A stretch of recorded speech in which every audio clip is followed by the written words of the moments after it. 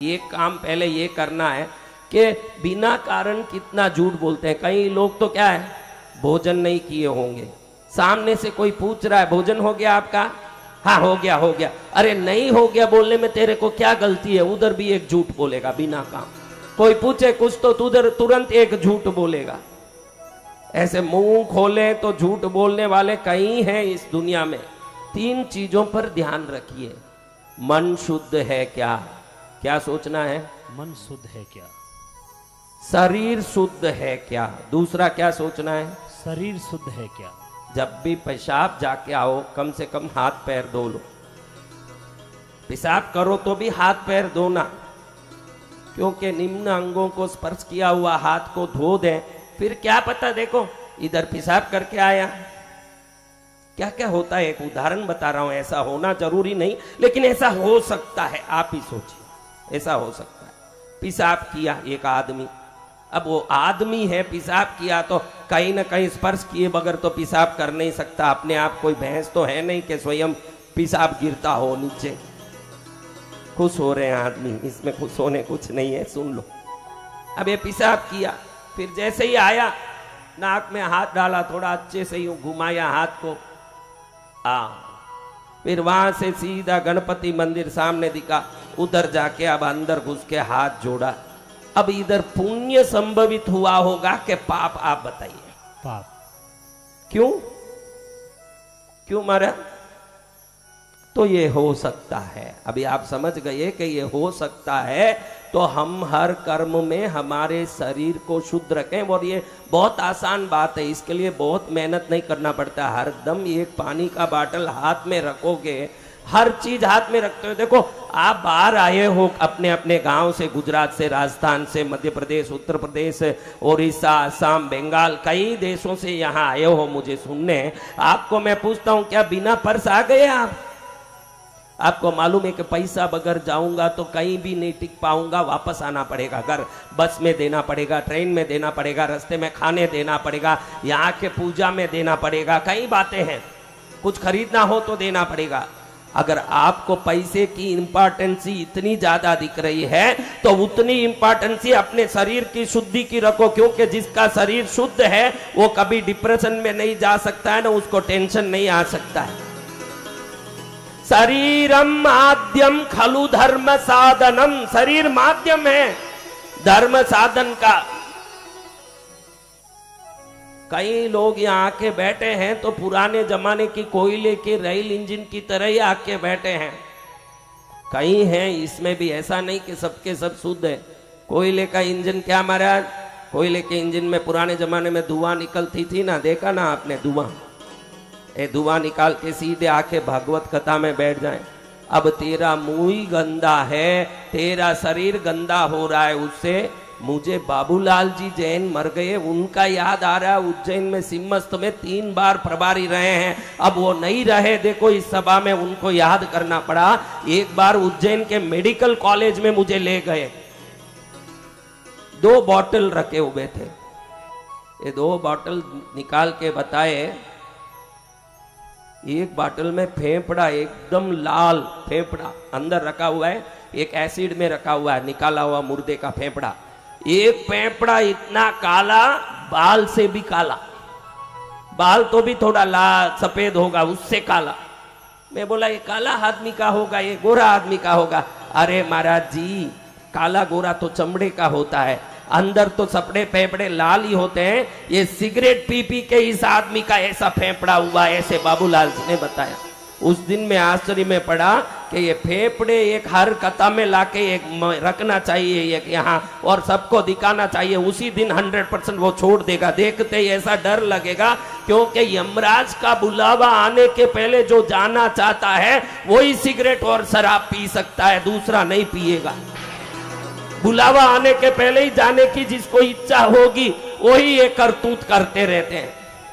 और इनके पास, इनको ऐसा भी है कि मेरे पास कोई नहीं आना, क्योंकि ये जो सिगरेट शराब पिए इनके पास जाए तो ये ऐसे बदबू आवे। अच्छा आदमी तो उनसे 9 फुट दूर ही रहेगा। तो महाराज आपको यही कह रहा हूं एक बात कि हमारे इस मनुष्य जीवन में 3 चीज को ही शुद्ध रखना है। कितनी चीज? 3 कितनी चीजें? देखो आपको बताता हूं मेरे भाई, जैसे ही आप लोगों ने घर में कपड़ा खोला, तुरंत रोज धोने में डाल दें। कितने लोग हैं बराबर 2 टाइम तो भी उसका रिसाइकलिंग करते हैं? कितने टाइम?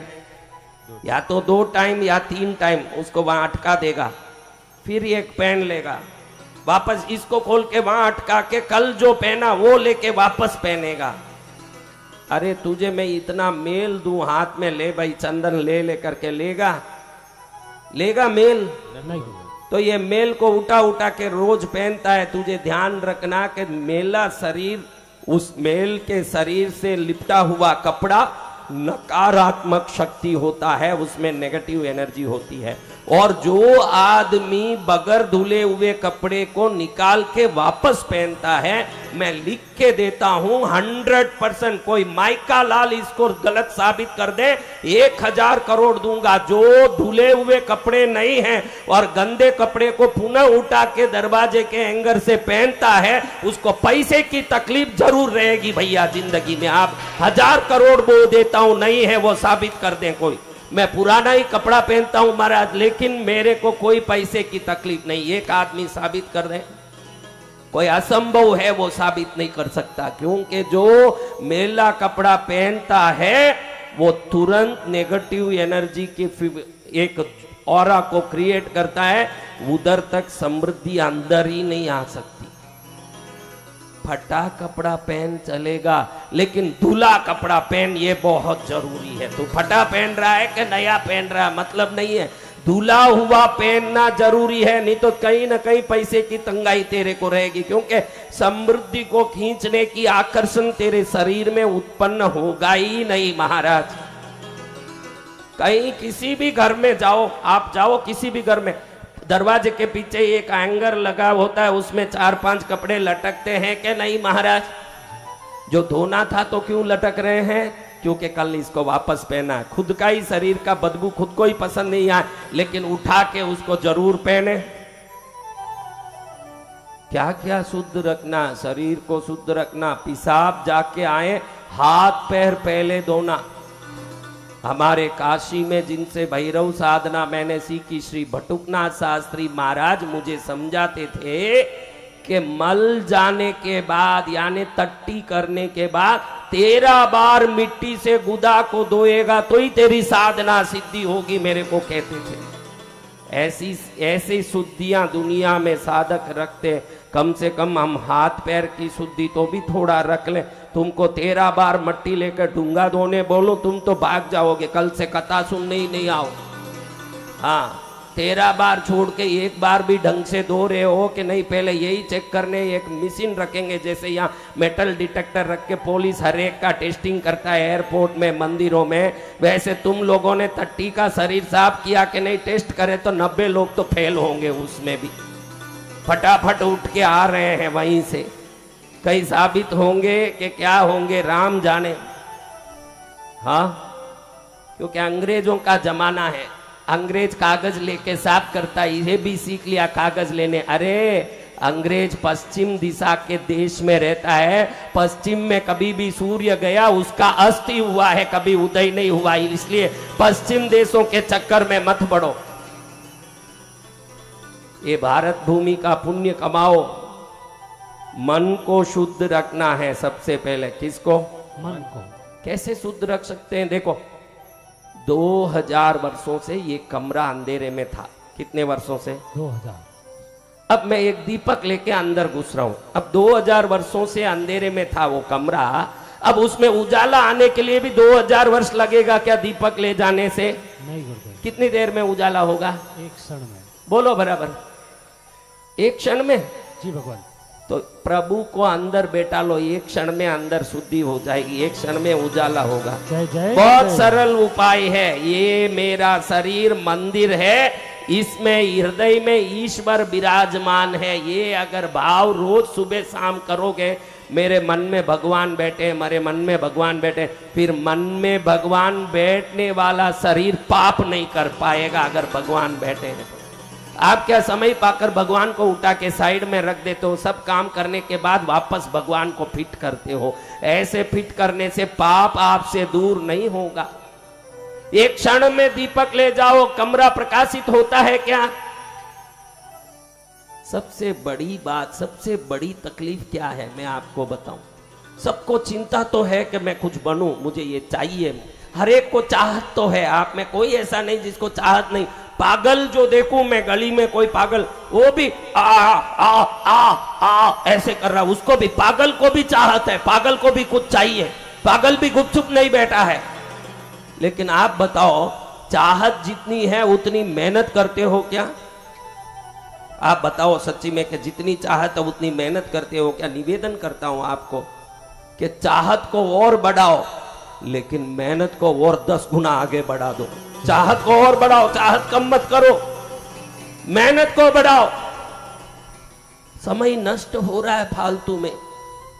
मैं और संकेश, इस बच्चे को लेके मैं कहीं जा रहा था, रास्ते में एक अकेला बैठ के बात कर रहा था। कि पागल होगा रे बेटा, ये अकेला बात करता है। ये मेरे को बोलता है, नहीं गुरुदेव, वो मोबाइल में बात कर रहा है। फिर देखो तो बाल ही इतना बड़ा, मोबाइल अंदर कहाँ का सोला दिख ही नहीं रहा है, कहीं छुपा के बात कर रहा है। मैंने सोचा कि होगा अपना, लेकिन मेरे कान में पड़ गई बात। वो कह रहा है किसी से बात कर रहा है फालतू, वहां बैठा है साइड में।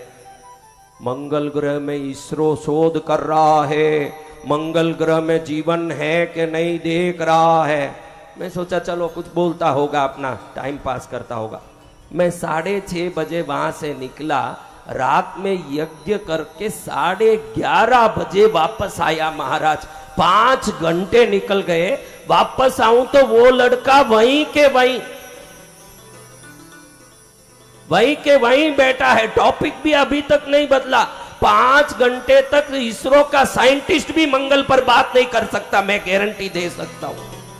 5 घंटे बाद देखो तो मंगल पर शोध हो रहा है, मंगल पर शोध हो रहा है। मैंने उसको तुरंत नजदीक जाके बोला, भाई मंगल पर जीवन है कि नहीं, इसमें समय मत बिगाड़। तेरे जीवन में मंगल है कि नहीं, ये थोड़ा देखने में लग, थोड़ा अच्छा रहेगा। मंगल में जीवन है कि नहीं मत देख, तेरा जीवन दंगल बना हुआ है, और तेरे जीवन को मंगल बना दे, ये बहुत जरूरी है। मंगल में जीवन है कि नहीं ये देखना जरूरी नहीं, जीवन में मंगल है कि नहीं ये देखना बहुत जरूरी है महाराज।